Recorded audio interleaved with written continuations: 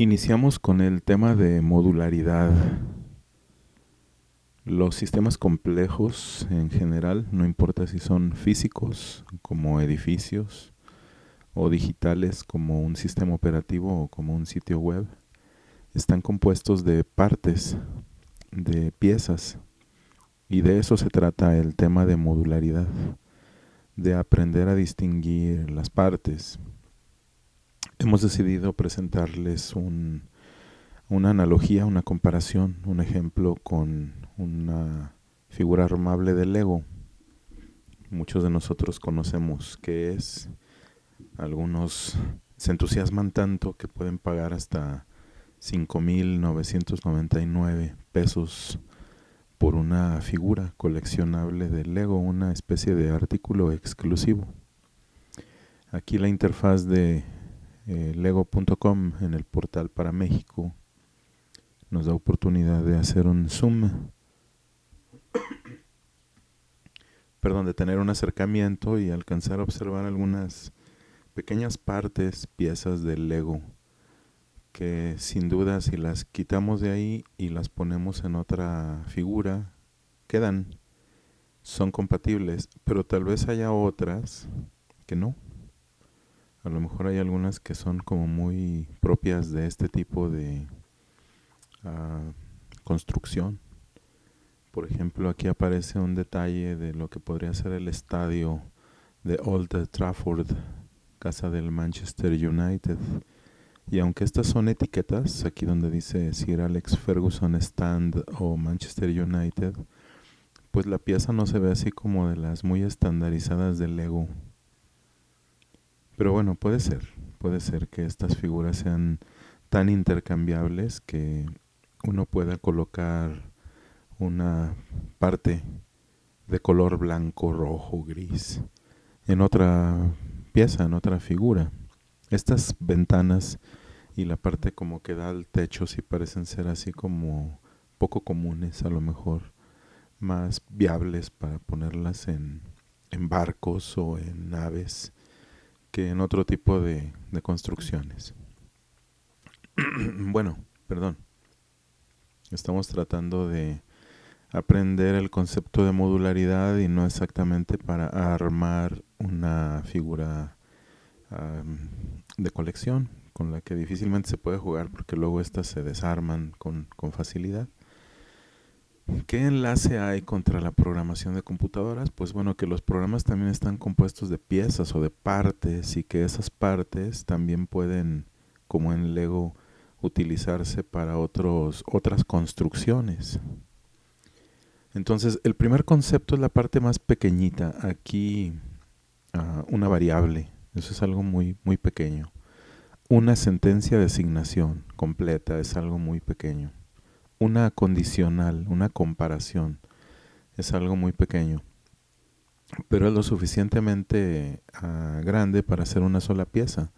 De tal manera que si a mí se me olvida algo, pues entonces no está completo y el sistema se va a quejar, nos va a marcar un error, va a decir que hay algo que falta o algo que sobra, pero que no está bien.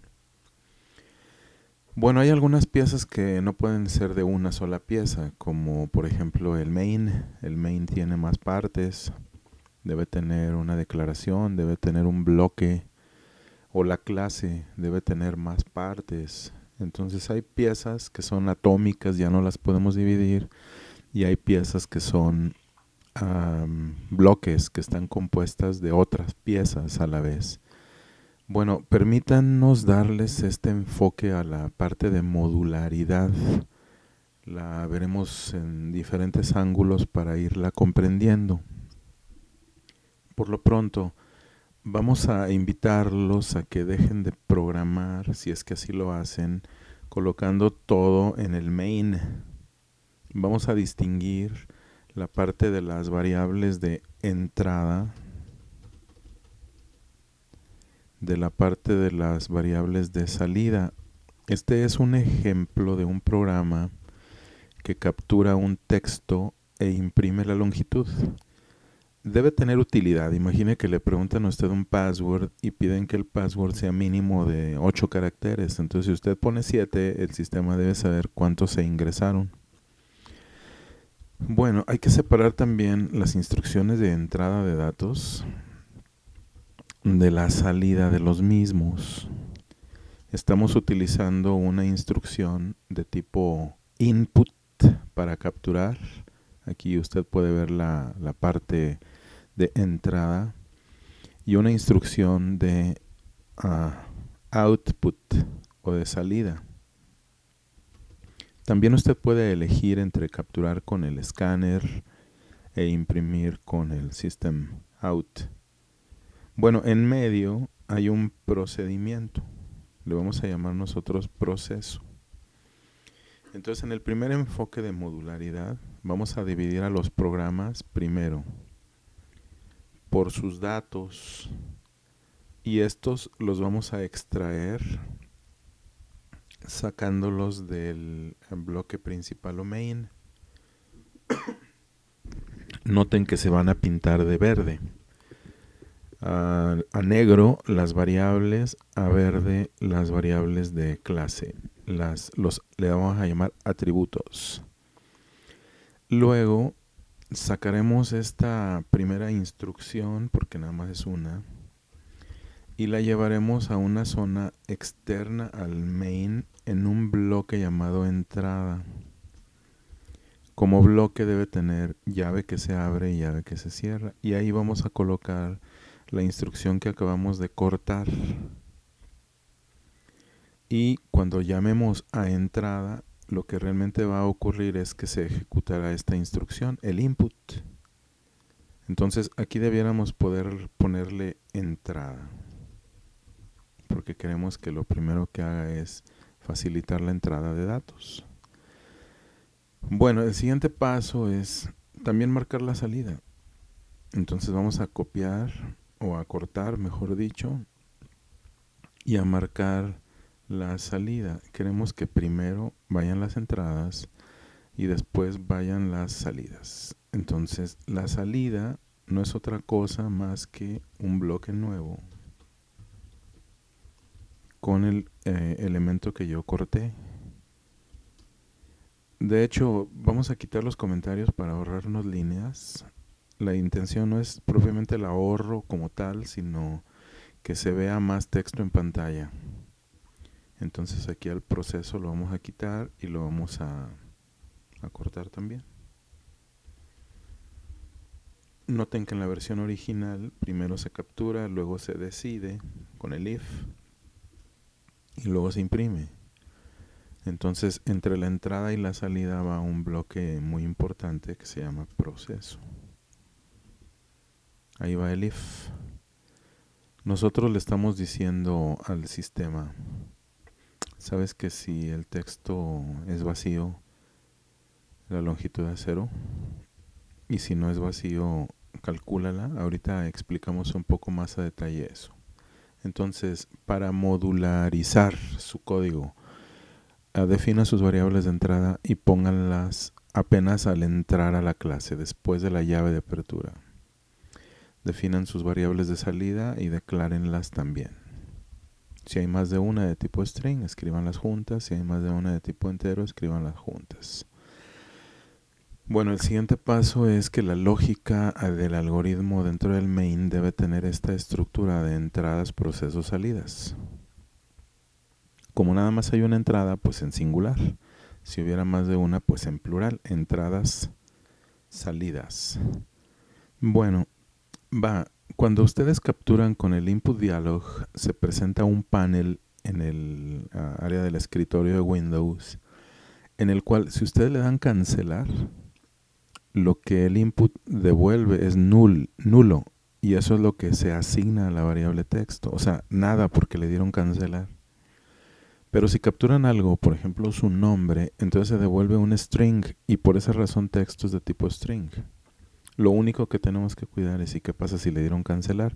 Si le dieron cancelar, el valor sería nulo, así, texto igual a nulo. Y si es igual a nulo, la longitud es 0, porque no le dieron nada.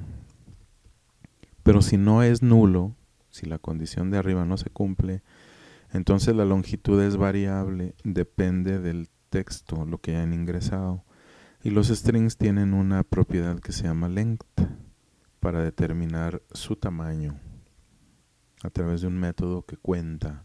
Voy a borrar para dejar arriba la expresión del if y abajo la expresión del else, porque hay unas manchas aquí que me dicen que mi programa algo no tiene, le falta, y lo voy a resolver de esta manera. Vamos a hacer un ejemplo de demo y le vamos a decir: ejemplo, quiero que me ejecutes la entrada, quiero que ejecutes el proceso, y después de esas dos quiero que vayas a la salida. Ahora, ¿quién es ejemplo?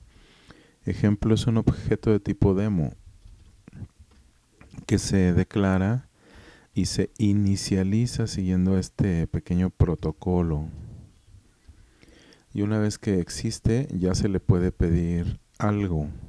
Ahora, ¿quién es demo? Demo es la clase que se está definiendo. Aquí se marcó en color beige la palabra demo.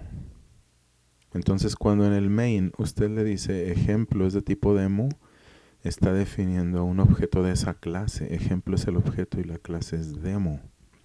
Y le está diciendo: lo quiero ahora, quiero una nueva versión en memoria de la clase demo, del programa demo. Y cuando vaya a correr, quiero que primero corra la entrada de demo, luego el proceso y luego la salida. Vamos a ver cómo corre. Le damos run aquí para ejecutar. Vamos a ver que el programa debe ejecutar primero la entrada, es decir, línea número 18. De la 12 tiene que pasar hasta la 18 para que pueda activar el input dialog con el letrero ingrese texto. Y también hay un botoncito ahí que dice cancelar, de tal manera que nadie nos dice que vamos a tener la obligación de ingresar un texto, aunque ahí lo pida. Yo le puedo dar cancelar. Y porque le di cancelar, pues dice que null tiene 0 caracteres porque no le di nada, usted canceló. Si el letrero no les gusta, se puede personalizar, se puede modificar, usted no ingresó nada. Bueno, la idea no es mandar un mensaje, sino contar cuántas letras o caracteres o símbolos se iniciaron, se ingresaron, y que, por ejemplo, el procedimiento que valida el password diga: usted ha metido menos caracteres de los que son obligatorios, por ejemplo. Bueno, vamos a hacer otra corrida porque el if dijo: como el texto es nulo, en la línea 22 la longitud es 0. Y como el texto es nulo, en la 26 la palabra en verde texto es null. Ahora, si yo ingreso otro texto, por ejemplo, quiero que mi password sea tech 2020. Estoy ingresando 7 caracteres. Entonces el programa dice tech 2020 tiene 7 caracteres. Que bueno, era la idea, que yo pudiera construir un pequeño programa por bloques para que, dada una entrada, genere una salida. Y bueno, espero que el ejemplo esté sencillo, esté accesible, sea comprensible y nos dé alguna idea de qué es modularidad en programación y de cómo esperamos que los programas más recientes, los que hagan ustedes en mayo, en junio, en julio, ya no exactamente estén compuestos por un main, todo en el main, que sería equivalente a tener todas las piezas pegadas con pegamento de alta resistencia, sin la posibilidad de separarlas. No podremos tener la cancha solamente, porque estaría pegada a la tribuna. No podríamos tener una zona de la tribuna porque tendríamos todo pegado. No podríamos despegar nada, ni el techo, ni la cubierta, ni nada, porque está todo ahí, junto, en el main. Bueno, pues gracias por su atención. Ojalá este programa ayude a que el tema se comprenda. Por lo demás, pues seguimos a la orden en Aula Virtual, este espacio de trabajo que pretende acercarles contenidos para aprender y también para dudar. Si eso ocurre, las preguntas son bienvenidas.